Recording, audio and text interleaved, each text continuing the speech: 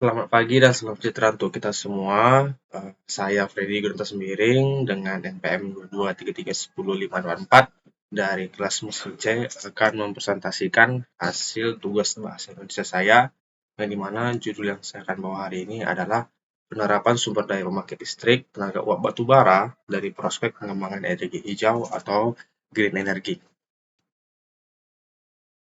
Di sini kita akan masuk pengertian, di mana pengertian dari PLTU sendiri atau pembangkit listrik tenaga uap batu bara, yaitu merupakan jenis pembangkit listrik yang menggunakan batu bara sebagai bahan bakar utama untuk menghasilkan listrik.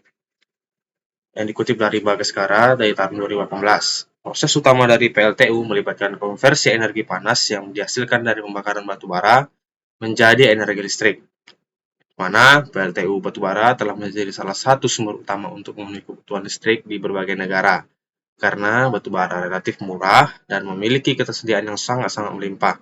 Namun penggunaan batubara dalam PLTU menyebabkan masalah lingkungan karena memiliki gas emisi gas kaca dan polutan udara seperti sulfur dioksida, nitrogen oksida, dan partikel-partikel yang dapat mencemari udara. Selanjutnya, kita akan membahas pada proses pada dari PLTU batubara tersebut. Yang dimana yang pertama adalah pembakaran batubara, mana ini proses di mana dibakarnya batubara pada tungku pembakaran boiler, seperti pada gambar. Yang kedua adalah pemanasan air yang menjadi uap, di mana panas yang dihasilkan dari pembakaran batubara digunakan untuk memanaskan air dalam boiler. Air yang dipanaskan ini sangat-sangat panas sehingga memiliki uap yang bertekanan tinggi. Yang ketiga adalah menggerakkan turbin, yang dimana uap yang bertekanan tinggi itu akan dihasilkan air yang sangat-sangat panas sehingga untuk bisa memutarkan turbin untuk menghasilkan gerak. Yang selanjutnya adalah penghasilan energi listrik. Setelah tadi digerakkan turbin, di mana gerakan rotasi turbin tersebut ini kemudian ditransfer ke generator listrik. Di dalam generator listrik, gerakan rotasi diubah menjadi energi listrik melalui prinsip induksi elektromagnetik. Yang selanjutnya adalah distribusi listrik, di mana listrik yang dihasilkan dari generator dialirkan melalui sistem transmisi dan transformator untuk didistribusikan ke jaringan listrik publik.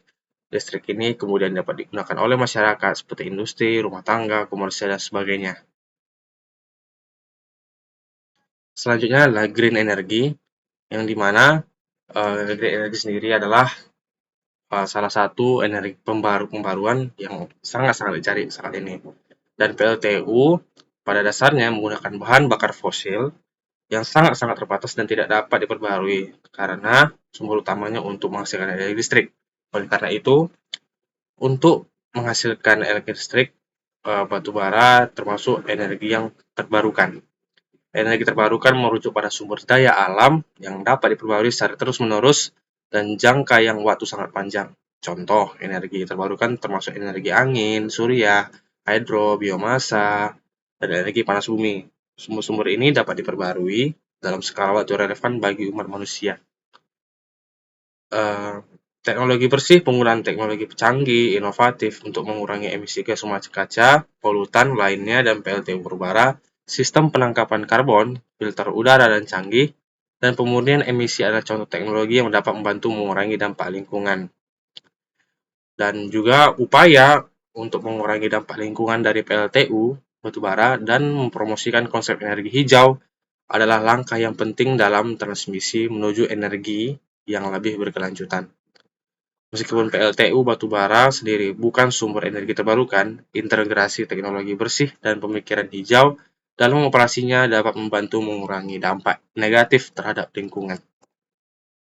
Selanjutnya akan saya jelaskan kesimpulan dari hasil tugas saya, yaitu kesimpulan dari PLTU batubara dengan prospek energi hijau adalah bahwa ada perubahan paradigma yang sedang terjadi dalam industri energi menuju transisi yang lebih bersih, berkelanjutan, dan ramah lingkungan.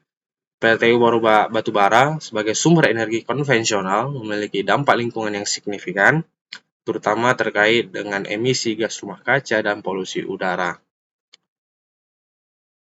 Transisi ini membutuhkan kolaborasi antara berbagai pemangku kepentingan pengembangan teknologi dan lebih inovatif guna mewujudkan tujuan energi hijau secara efektif. Semoga kedepannya Energi hijau ini bisa kita pakai di masa yang mendatang dan bisa menjadi keuntungan bagi negara kita. Oke, sekian dari hasil presentasi saya. Apabila ada kesalahan kata yang tidak enak bagi teman-teman, saya mohon maaf. Saya pamit undur diri. Selamat siang.